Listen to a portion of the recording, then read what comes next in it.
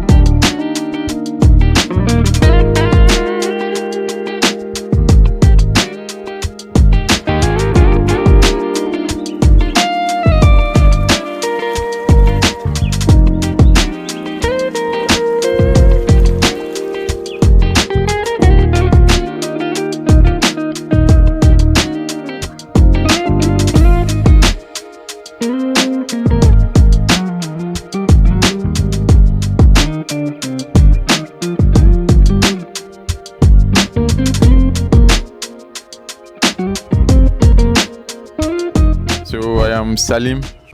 I am a contemporary mesh artist, and as you can see behind me, this is one of my beautiful compositions, which is titled Family. Okay, so what inspires me most about my work is the ability for these inanimate objects to interact with life once. Over my stay at Chalewote for the past 4 days, I've realized that a lot of people really appreciate what I've done. People come and stand afar and reminisce, and I think that is a very good inspiration for any artist to work. So with the piece Family, it took me almost 1 year to put them together, which included molding the inanimate objects and looking for the bicycles. I have an art background. I probably learnt art informally from my mother, who was a tailor. Those days, anytime she designs a dress for her customer, I end up retracing the design she did. And then I proceeded to Accra College and then KNUSC, where I studied art. But then I was off for about a decade. And just about 2 years ago, I decided to revive my art. And then, fortunately for me, my lab was not too far. My lab was close, which is the wire mesh. And I've been able to create this masterpiece from this wire mesh you see. Chalewote is a very fine opportunity for artists to exhibit what they have. So once I saw the publication, I decided to put in an entry. And I was fortunate because I was nominated to be here to exhibit my work.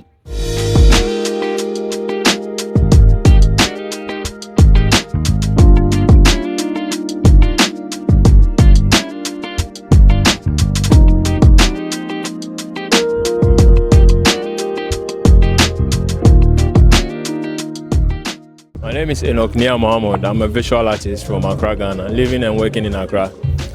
My work is mainly made up of cow with a fishing line weaved together. Usually when we consume the cow, the ones are left, are dumped as are discarded. So I collect by buying from the slaughter, the butchers in the slaughterhouses, where we treat them before I work with them. Through my studio process, I cut them into pieces and weave them with fishing line to create my portrait and abstract forms. Initially, when I was in high school, I was introduced to my boss, my master, my mentor, Mr. Bennett Adote Makansin, who trained me into on crafting. So through that, I realized the material got to a point I realized the material, so I began to explore with the material. That informed this kind of technique with the car horn. Is it difficult to get your car horn?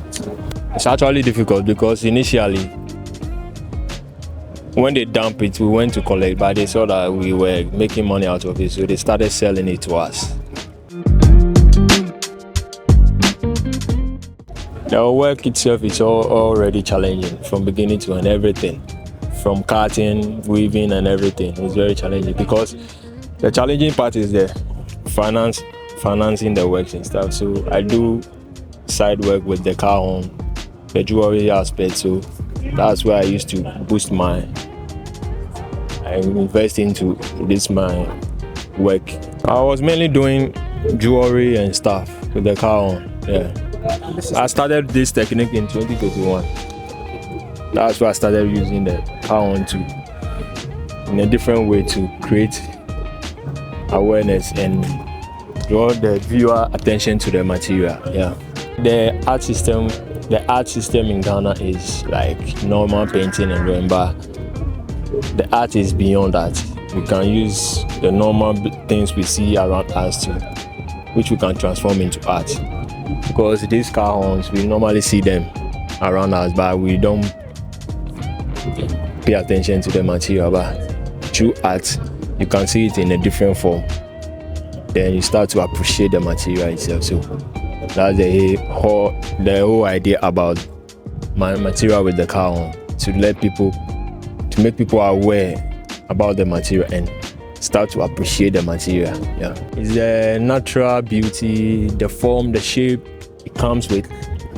It's natural. So that's the main thing that draw me to the material itself, using it to do this kind of works.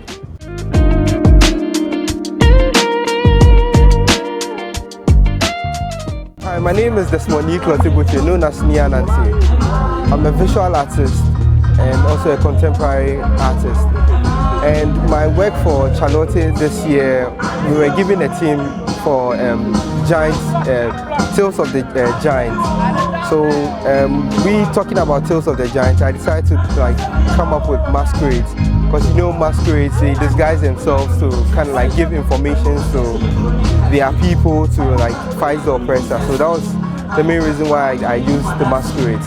And also you could see that with my works, there's something that identifies me, which is marbling. As a marbling technique I use in the faces of the giants. Yeah, and I also decided to use bright colors for their costumes. So I titled this one The Giants of the Gulf, a legend lost and revived. And here you could see that I have the three masquerades from West Africa on the coastal line.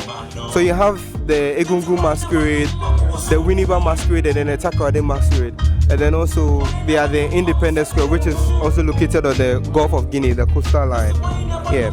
And also you have the radio here, and also the Egungun masquerade is kind of like a transistor. So I decided to put the radio there just to signify what they do. That is passing information to people.